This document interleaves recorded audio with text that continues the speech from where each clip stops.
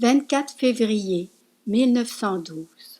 Titre: L'âme qui vit dans la divine volonté perd son tempérament et acquiert celui de Jésus.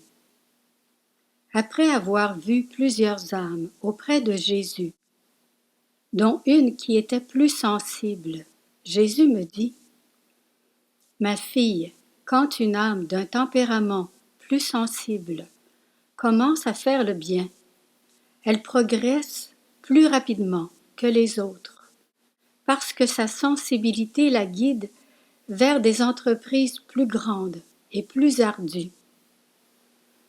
Je priai pour qu'il enlève de cette âme ces restes de sensibilité humaine et qu'il la serre davantage sur lui en lui disant qu'il l'aime, car il la conquerrait complètement aussitôt qu'elle comprendrait qu'il l'aime.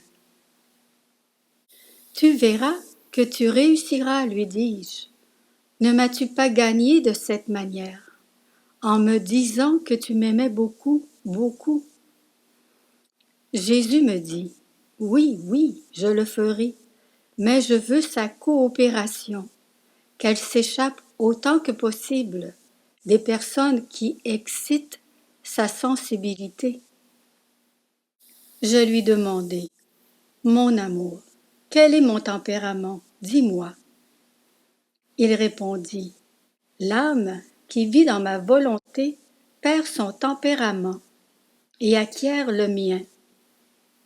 On trouve en elle un tempérament attrayant, plaisant, pénétrant, digne et d'une simplicité enfantine. En somme, elle me ressemble en tout. Elle domine son tempérament comme elle le veut et comme c'est nécessaire.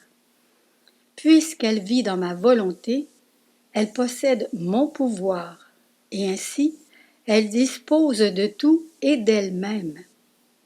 Selon les circonstances et les personnes qu'elle rencontre, elle prend mon tempérament et elle en dispose. Je repris: Dis-moi, me donneras-tu une première place dans ta volonté? Jésus sourit: Oui, oui, je te le promets. Je ne te laisserai jamais hors de ma volonté, et tu prendras et feras tout ce que tu voudras.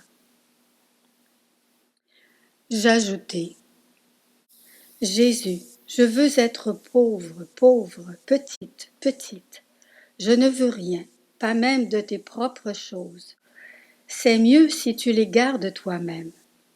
Je ne veux que toi, et si j'ai besoin de quelque chose, tu me le donneras, n'est-ce pas, ô Jésus?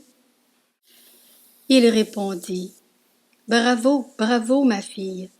Finalement, j'ai trouvé quelqu'un qui ne veut rien. Tous veulent quelque chose de moi, mais pas le tout, c'est-à-dire moi uniquement. Toi, en ne voulant rien, tu veux tout.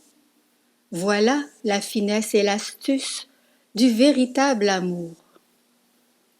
Je souris et il disparut.